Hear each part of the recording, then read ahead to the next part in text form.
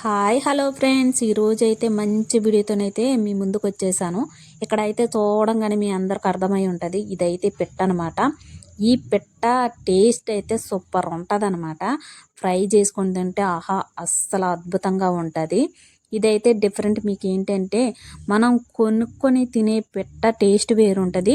మనకి పల్లెటూరులో కానీ అడవిలో కానీ దొరికిన పిట్ట అయితే మస్తు సూపర్ ఉంటుంది అనమాట.